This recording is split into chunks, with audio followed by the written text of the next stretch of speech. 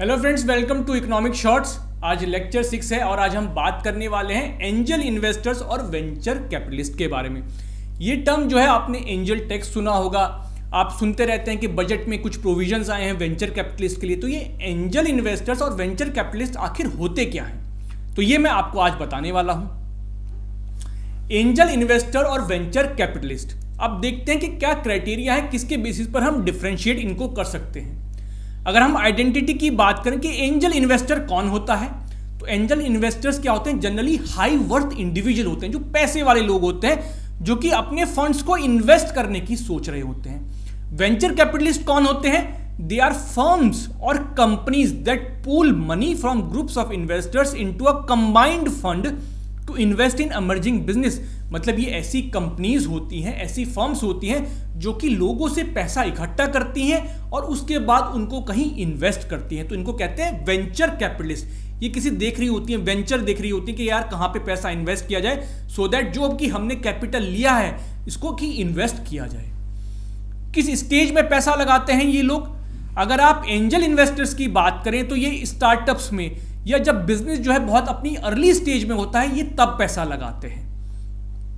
Venture capitalist कभी startup में या फिर जो बिल्कुल अर्ली स्टेजेस में होता है, अपने इंसेप्शन में होता है कोई बिजनेस, तब पैसा नहीं लगाते हैं। ये पैसा तब लगाते हैं जब बिजनेस थोड़ा बहुत एस्टेब्लिश हो गया है ना, एमर्जिंग बिजनेस है जो कि थोड़ा एस्टेब्लिश हो चुका है, अब वो अपने आप को एक्सपेंड करना चाहता है, आईपीओ करना चाहता है, मर्ज करना चाहता है ना, अपने बिजनेस को एक्सपेंड करना चाहता है। ये तब जो है पैसा इन्वेस्ट करते हैं, क्योंकि ये लोगों का पैसा इन्वेस्ट कर रहे हैं, तो इनको थोड़ा सा ये होता है कि रिस्क थोड़ा सा कम हो। एक बार लगा कि हाँ ये प्लेयर जो है एस्टेब्लिश हो चुका, अब ये बड़ा बनना चाह रहा है, अब हम इसको हेल्प करेंगे।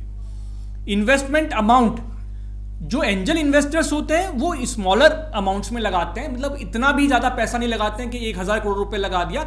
हाई वर्थ क्योंकि इंडिविजुअल्स होते हैं, तो इंडिविजुअल 2 करोड़ 5 करोड़ 10 करोड़ इतना ही पैसा लगाते हैं। वेंचर कैपिटलिस्ट जो हैं, ये जो फर्म्स होती हैं, इनके पास पैसा काफी ज्यादा होता है, तो ये ज्यादा मनी जो है इन्वेस्ट करती हैं, हायर अमाउंट। किसी को चाहिए 500 करोड़ 1000 करोड़, तो ये उतने भी इन्वेस्ट करने की इनकी ताकत होती है। लेंथ ऑफ इन्वेस्टमेंट, यानी कि कितनी ड्यूरेशन के लिए अपना इन्वेस्टमेंट रखती हैं। जो एंजल इन्वेस्टर्स होते हैं वो 2 से 5 साल तक के लिए पैसा इन्वेस्ट करके रखते हैं कि चलो ठीक है, अभी ये स्टार्टअप है, 2 4 5 साल में जो है ये एस्टेब्लिश हो जाएगा, ये थोड़ा ऐसा हो जाएगा कि बड़ा बन जाएगा, उसके बाद ये अपना पैसा निकाल लेते हैं, जो भी प्रॉफिट होता है उसको लेकर के निकल जाते हैं। वेंचर कैपिटलिस्ट क्या है, थोड़े लंबे टाइम के लिए लगाते हैं, 10-15 साल के लिए। उनको होता है कि पहले जो है बिजनेस जो है पूरा बड़ा बन जाए अपना, तब हम इस बिजनेस को एग्जिट करेंगे।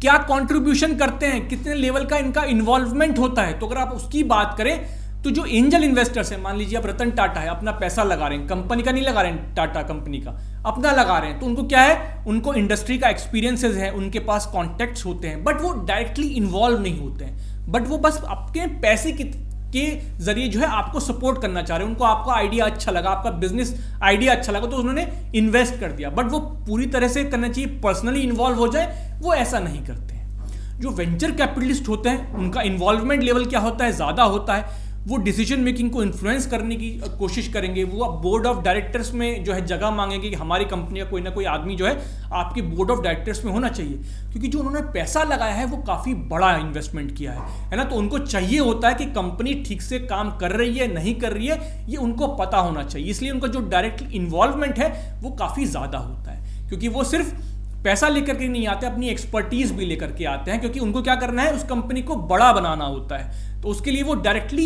इन्वॉल्व होते हैं बिजनेस में। तो इस तरह से आप देख सकते हैं कि एक एंजल इन्वेस्टर कौन होता है और वेंचर कैपिटलिस्ट कौन होता है। एंजल इन्वेस्टर्स जो कि हाई वर्थ इंडिविजुअल्स होते हैं, वेंचर कैपिटलिस्ट जो कि बड़ी बड़ी कंपनीज होती हैं। Thank you so much friends. अब मुझे लगता है कि आपको एंजल इन्वेस्टर्स और वेंचर कैपिटलिस्ट के बीच का जो डिफरेंस है ये आपको समझ में आ गया होगा। Thank you.